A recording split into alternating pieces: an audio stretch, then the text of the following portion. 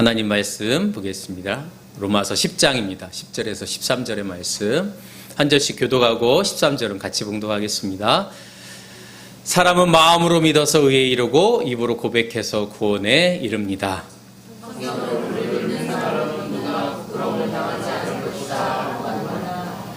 유대 사람이나 그리스 사람이나 차별이 없습니다. 그는 모든 사람에게 꼭 같이 주님이 되어주시고 그를 부르는 모든 사람에게 풍성한 은혜를 내려주십니다. 함께 봉독합니다. 주의 이름을 부르는 사람은 누구나 구원을 얻을 것입니다.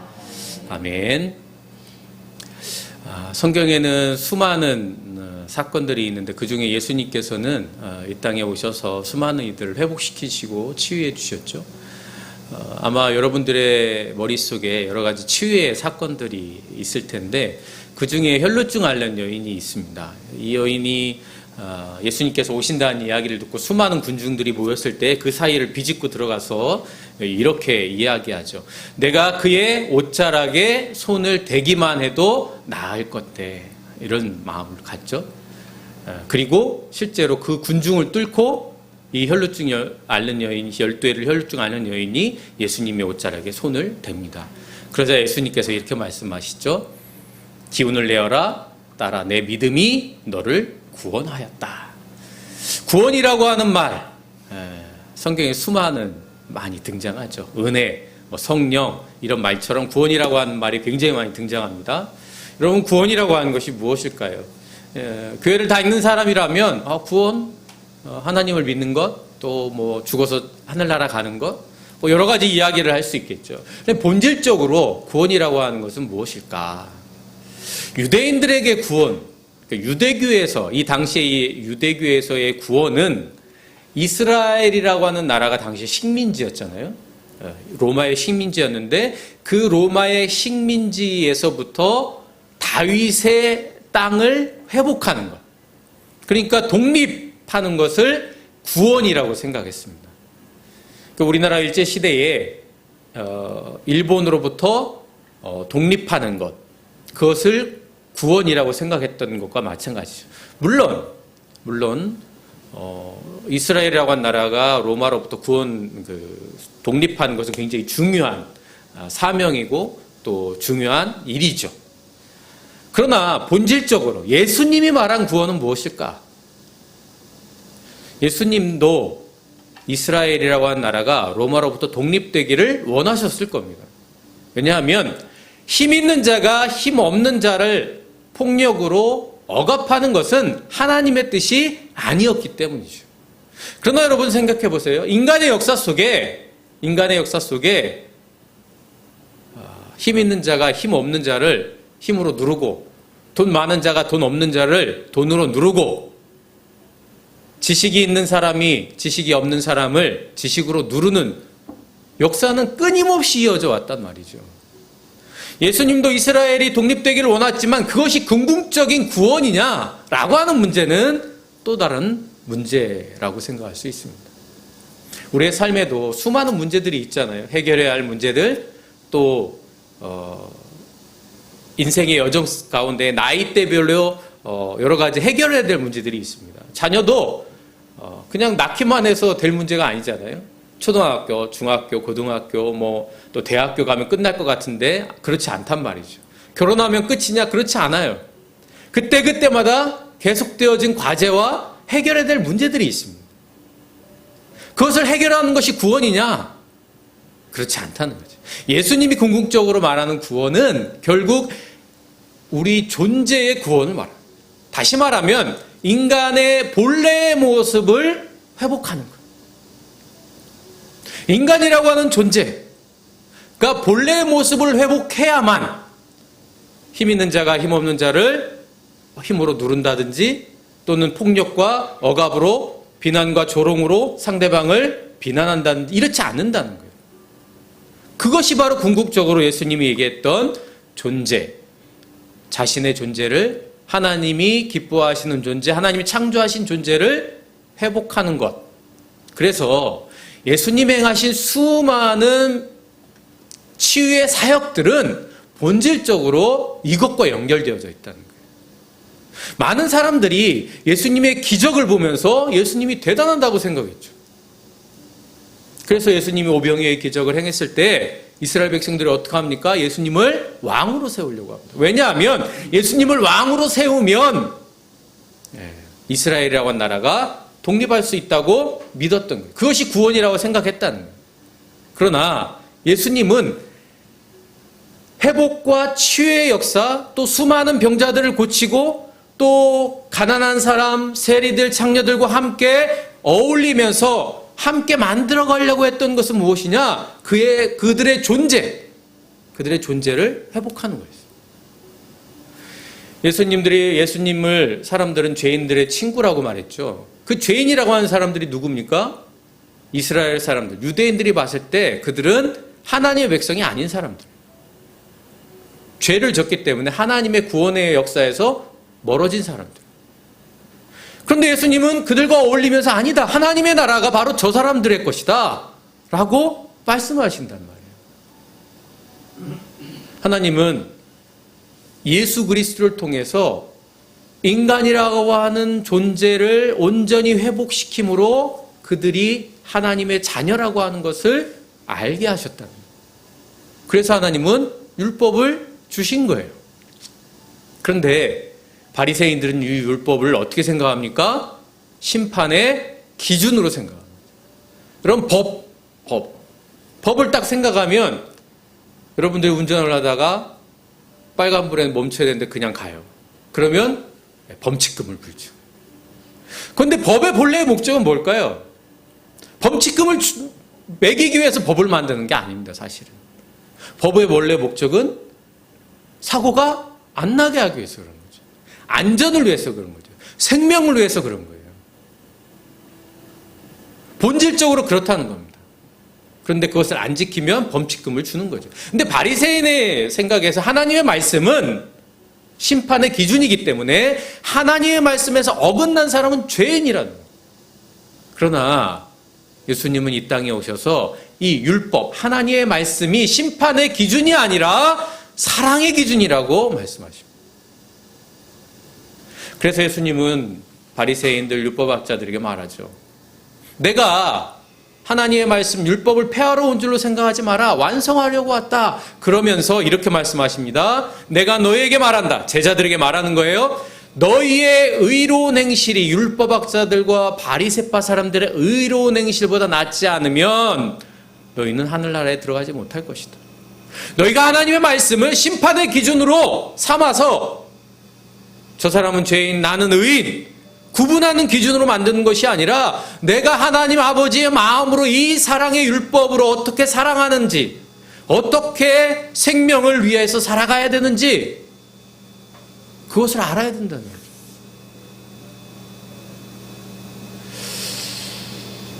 하나님의 말씀이 바리새인, 율법학자, 유대인, 이스라엘 사람들에 의해서 왜곡되어지고 변질되어졌다. 그런데 이러한 일은 수도 없이 사실 일어납니다. 여러분, 교실에 고양이가 나타났어요. 고양이가 나타나면 여러분 가르치기가 어렵잖아요. 막 돌아다니니까. 제가 예전에 한번 인도네시아에 이렇게 교류 프로그램 때문에 간 적이 있었는데 거기 이렇게 예배를 드리거든요. 예배를 드리는데 큰 개가 한 마리가 어슬렁어슬렁 하더라고요. 한국 교회 같았으면 난리 났을 겁니다. 쫓아내든지 아니면 막 부교육자 시켜서 뭐 어떻게 하든지 막 그랬을 거예요. 근데 거기는 아무렇지도 않아요. 사람들이 걔가 그냥 뭐 예를 들면 막 왔다 갔다 하고 해도 그냥 가만히 있더라고. 그래서 참 놀랐어요, 사실은. 근데 여러분, 고양이가 이렇게 있으니까 선생님이 얘기합니다. 이 고양이를 빨리 묶어놔라. 당연히 그러겠죠. 그래서 묶어놨어요. 그렇게 하고 수업을 다 진행했습니다. 다음에 또 나타나는 거예요. 또 묶어놨습니다. 이것이 계속 반복됩니다. 근데 어느 날 고양이가 나타나지 않는 거예요. 시간이 한참 지난 뒤에. 그래서 학생들이 생각했습니다. 이제 고양이가 죽었나 보다. 고양이가 아니면 사라졌나 보다. 이렇게 생각한 거죠. 그런데 한 학생이 선생님의 말씀이 딱 생각난 거예요. 고양이를 묶어놓으라고 하는 그 말이 생각난 거예요. 그래서 어떻게 했을까요? 지나가는 고양이를 잡아다가 교실에 묶어놨습니다. 여러분, 이 예화는 이런 거죠. 정신은 사라지고 형식만 남은 거예요.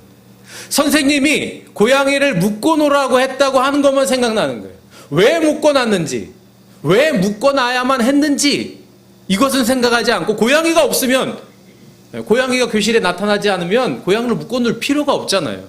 그럼에도 불구하고 학생들은 선생님이 고양이를 묶어놓으라고 했으니까 묶어놓은 거란 말이죠.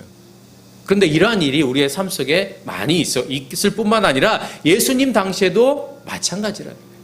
그래서 예수님께서 안식일에 손 마른 사람이 나타났을 때에 이렇게 얘기했죠. 안식일에 착한 일을 하는 것이 좋으냐, 악한 일을 하는 것이 좋으냐, 생명을 살리는 일이 좋으냐, 생명을 죽이는 일이 옳으냐. 안식일법을 만들어 놓은 것은 선을 행하기 위해서, 생명을 살리기 위해서 하나님께서 하신 건데, 너희들은 지금 손 마른 사람 생명 살리려고 지금 예수님이 고치려고 하는데, 너희들은 저희 고치나 안 고치나, 죄를 범하나 안 범하나 이렇게 생각한다는 거예요.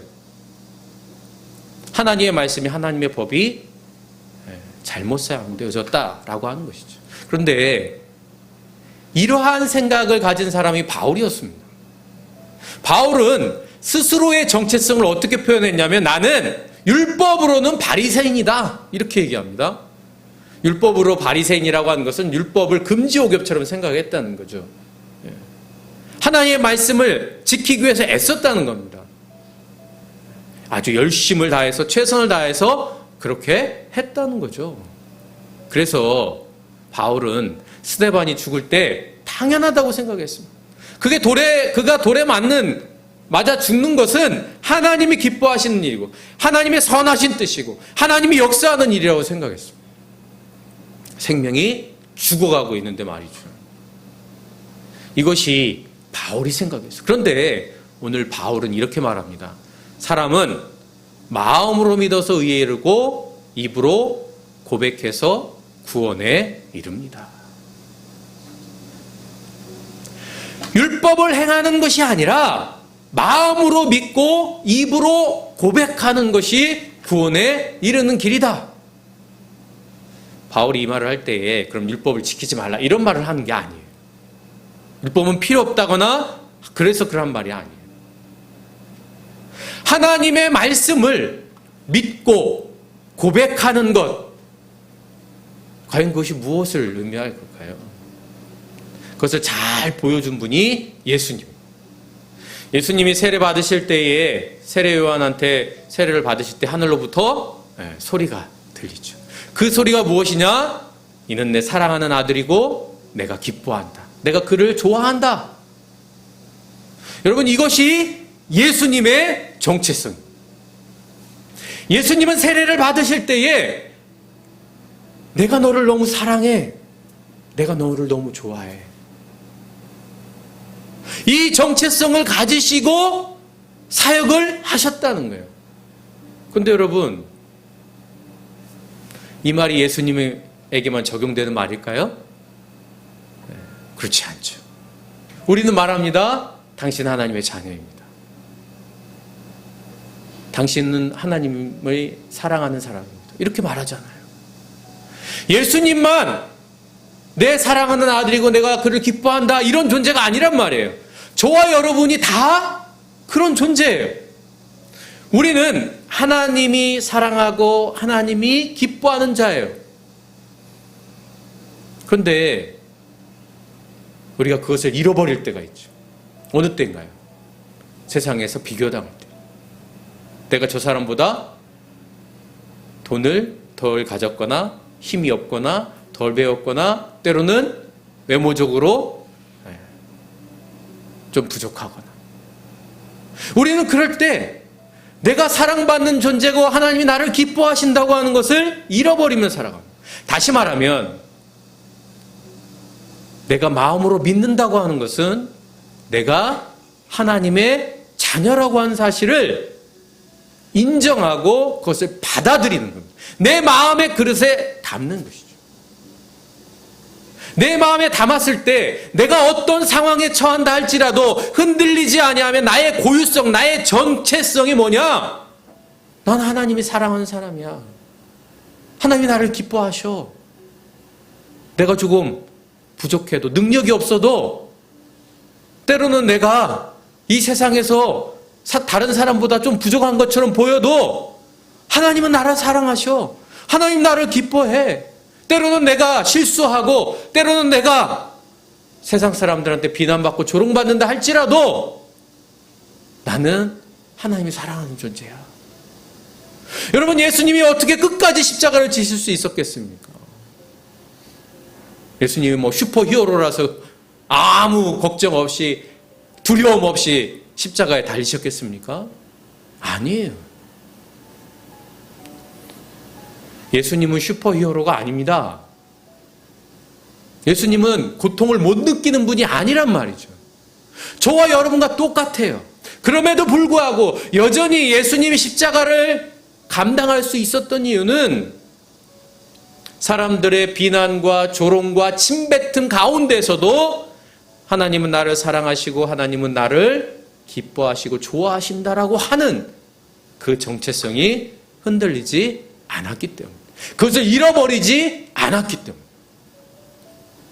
잃어버린 아들의 비유에서 아들이 돼지 먹는 쥐엄나무를 먹습니다. 돼지가 먹는 그 나무 열매를 먹으면서 여러분 얼마나 자괴감이 들었겠어요. 친구들도 다 떠났겠죠. 돈이 떨어지니까 아마 본체만체하고 뭐 도와달라고 해도 듣지도 않고 그랬을 거예요. 배가 고팠습니다. 그 순간 그가 이렇게 말합니다. 그제서야 그는 제정신이 들어서 이렇게 말하였다. 내 아버지의 그 많은 품꾼들에게는 먹을 것이 남아도는데 나는 여기서 굶어 죽는구나. 그는 제정신이 들어서, 여러분 이 제정신이 들어서라고 하는 말을 헬라어로 직역하면 이런 거예요. 자기 자신에게로 들어와서. 여러분, 잃어버린 아들이 그 아버지의 유산을 미리 가져가 땡겨서 먼 나라에 갔어요? 그것은 자기의 본 모습이 아니라는 거죠.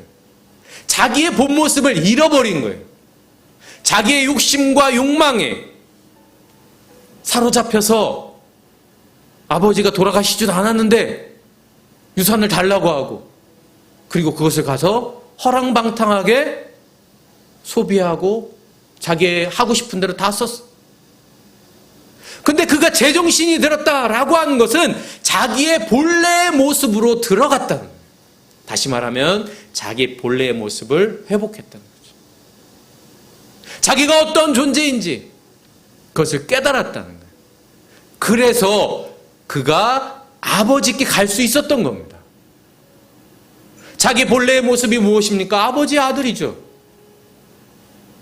그래서 그 아들이 왔을 때 아버지는 그에게 목욕을 시키고 옷을 갈아입히고 신발을 새로 신기죠. 그의 모습을 다시 온전하게 만드신 거예요. 아, 나는 하나님이 기뻐하시고 하나님이 나를 좋아하는 존재구나 라고 하는 것을 깨닫는 사람은 아버지께 갑니다. 아버지께 갔을 때 아버지가 그를 안아주시는 거죠. 12해를 혈루증하는 여인이 내가 예수님의 옷자락에 손만 대면 나을 것 같은데 라고 한 것은 마음으로 믿은 거죠. 그래서 내 존재가 어떤 존재냐? 혈루증 앓는 죄인 된 존재가 아니라 하나님의 자녀라고 하는 것을 자각하는 거예요. 그러나 그녀가 그것으로 끝난 게 아니죠. 실제로 다가가서 옷을 만집니다. 예수님께서 바로 그 순간, 바로 그때 그의 병이 나으면서 내 믿음이 너를 구원했다라고 말합니다. 다시 말하면 이 여인은 마음으로 믿어 의에 이르고 자기가 어떠한 존재인지 깨닫게 되어지고, 그래서 예수님의 옷자락에 손을 대는 순간 입으로 시인해서 구원에 이르게 되는 거예요. 바디메오라고 하는 눈먼 사람이 있습니다. 예수님이 지나간다는 이야기를 듣고 다윗의 자손이여 나를 구원해 주소서라고 고백하죠. 많은 사람들이 말렸습니다. 시끄럽다, 조용해라. 너는 죄인이다. 비난하고 조롱하고 그를 내쳤죠. 그럼에도 불구하고 끊임없이 외칩니다. 마음으로 믿어 의의를. 내가 죄인이 아니라는 거예요. 나의 눈이 멀었지만 나는 하나님의 자녀라고 끊임없이 절규하는 것이죠. 그리고 나서 그가 예수님이 그를 찾을 때 그의 겉옷을 벗어 던지고 예수님께 다가가 입으로 시인하여 구원에 이르는 것이죠. 마음으로 믿어 의에 이른다라고 하는 것은 내가 어떠한 존재인가를 자각하는 거예요. 우리가 믿음을 갖는다고 하는 것은 내가 하나님의 자녀라고 하는 것을 끊임없이 고백하는 것. 이것이 때로는 세상에서 때로는 내가 뭐가 부족해서 결핍이 되어서 사라지는 것이 아니라는 거예요. 내가 마음의 상처를 받았을 때, 내가 어렸을 때 아주 큰 상처 때문에 그 상처 때문에 지금도 여전히 괴로울 때 그럼에도 불구하고 나는 하나님의 자녀라고 하는 것을 잊지 않는다면 나는 병자이거나 또는 나는 죄인이 아닌 거죠. 여러분, 목사가 제 존재를 다 드러내는 것은 아니잖아요. 교사가 아니면 내가 갖고 있는 직책이, 내가 갖고 있는 지위가 또는 내가 세상에서 불려지는 이름이 내 존재가 아닌 거예요. 내 존재는 하나님의 자녀인 것이죠. 그것을 믿는 겁니다. 그럴 때 우리는 하나님의 자녀요, 하나님의 백성이요, 거룩한 제사장이 되는 거죠. 그리고 예수님께 다가갈 때 우리는 비로소 구원에 이르게 되어집니다. 그런데 바울은 거기서 끝나지 않습니다. 구원받은 자가, 그렇게 고백하는 자가 누려야 될 것이 뭐냐? 부끄러움을 당하지 않는답니다. 세상에서 부끄러움을 당하지 않는다는 거예요. 여러분, 예수님께서 십자가에 달릴 때 얼마나 많은 부끄러움이 있었습니까? 그런데 바울은 이렇게 얘기합니다. 유대인들은 표적을 구하고 헬라인들은 지혜를 찾으나 우리는 입으로 시인하여 의에 이르고 믿음으로 마음으로 믿어 의에 이르고 구원으로 입으로 고백해서 구원에 이르는 사람들, 저와 여러분들, 그러한 사람들은 십자가에 못 박힌 그리스도를 전한다는 거예요. 근데 그 십자가는 뭐냐? 유대인들에게는 거리끼는 거예요. 유대인들은 원하지 않는 거죠. 헬라인들에게는 미련한 것이고. 그럼에도 불구하고 저와 여러분은 십자가의 길을 걸어가죠. 왜냐하면 그것을 부끄럽다고 생각하지 않기 때문입니다. 부끄러움을 당하지 않는다라고 하는 말은 우리가 부끄러워하지 않는다는 것을 말합니다. 내가 돈이 조금 없어도 부끄럽지 않아요. 왜냐하면 나는 하나님의 자녀이기 때문에. 내가 승진을 못해도 부끄럽지 않습니다. 내가 저 사람보다 조금 못하다 하더라도 난 부끄럽지 않아요. 사람들은 부끄럽게 만들 수는 있습니다. 조롱하고 비난할 수는 있습니다. 그러나 내 존재가 어떤 존재이지 않는 사람은 부끄러워하지 않습니다. 오히려 십자가를 지는 것이 우리의 사명이고 소명이라고 생각합니다. 두 번째는 그러기 때문에 풍성한 은혜를 누릴 수 있는 거죠. 여러분, 바울의 사역 가운데 얼마나 많은 일들이 있었습니까? 때로는 굶기도 하고, 때로는 풍랑에 배가 부셔져서 죽을 위기에도 놓이고, 때로는 감옥에도 가고, 세상적으로 보면요, 부끄러움을 너무나 많이 당한 그런 사람입니다. 그런데 바울을 부끄러운 사람이라고 말하는 사람은 없죠. 그는 스스로 말합니다. 내가 그러한 모든 상황에 처해 있을 때 할지라도 나는 만족한다는 거예요. 자족한다는 거예요. 내가 어떠한 존재인지를 아는 사람은 지금 여기에 하나님께서 주시는 은혜를 끊임없이 경험하면서 살아갑니다. 때로는 물질이 조금 부족해도 그 안에서 주시는 은혜를 경험하는 거예요. 우린 가끔 하나님께 원망해요. 하나님 좀 주시려면 좀 많이 주시고 좀 넉넉히 주시고 좀, 우리 기도할 때 그렇게 하잖아요. 흔들어 채워주시다. 뭔가 담을 때 여러분 흔들면 이게 쭉 줄잖아요. 그걸 더 채워달라는 거잖아요. 그렇게 좀 달라고 하는데 우리 하나님은 그렇게 안 주시잖아요. 그냥 필요한 만큼만. 그것을 경험할 수 있는 사람은 내가 좀 부족해도 그 안에서 은혜를 누리죠. 지금 여기에 나와 함께하는 사람들 때로는 나를 힘들게 하고 괴롭게 하고 슬프게 하고 때로는 나에게 마음의 상처를 주는 사람이 있다 할지라도 그 가운데에서 하나님의 은혜를 찾습니다. 그렇기 때문에 하나님께서 넉넉히 주셔서 모든 것이 잘 되기 때문에 누리는 은혜가 아니라 내가 하나님의 자녀이고 그래서 흔들림 없는 것이 나의 정체성이라고 하는 것을 인정함으로 마음으로 믿어 의에 이르고 입으로 신하여 구원에 이르렀기 때문에 풍성한 은혜를 누릴 수 있는 거예요. 순간순간 우리는 그 은혜를 감사하며 하루하루 살아갈 수 있는 거죠. 사랑하는 남우교회 성도 여러분, 우리는 늘 풍성한 은혜도 누리고 또 주님 주신 은혜 안에서 부끄러움도 당하지 않고 그렇게 살기를 원합니다. 그러나 참 그렇게 산다는 것이 얼마나 힘들고 어려운지 우리는 깨달으며 살아갑니다. 그때마다 여러분 이 말씀을 꼭 기억하실 수 있기를 바라요. 나는 하나님의 자녀다. 나는 하나님이 사랑하는 존재고 하나님이 나를 좋아한다. 이것이 흔들리지 않는다면 때로는 우리의 삶 속에 힘들고 어려운 순간이 닥쳐온다 할지라도 우리는 기도할 수 있고 우리는 하나님의 은혜를 경험할 수 있습니다. 이것이 믿음의 선배들이 보여준 성경에 나와 있는 수많은 하나님의 사람들이 보여준 그들의 삶입니다. 그래서 그들은 마침내 하나님께 감사하며 찬양하며 하나님께로 돌아가는 것이죠. 때로는 우리가 입은 옷이 바로 나다라고 착각하지 마시고 내 존재가 또 나의 모습이 하나님의 자녀임을 늘 잊지 않을 때 우리는 그 구원의 길에서 벗어나지 않고 하나님께 더 가까이 다가가는 귀한 삶을 살게 될 줄로 믿습니다. 그 길 위에 함께 있는 저와 여러분이 될 수 있기를 간절히 바랍니다.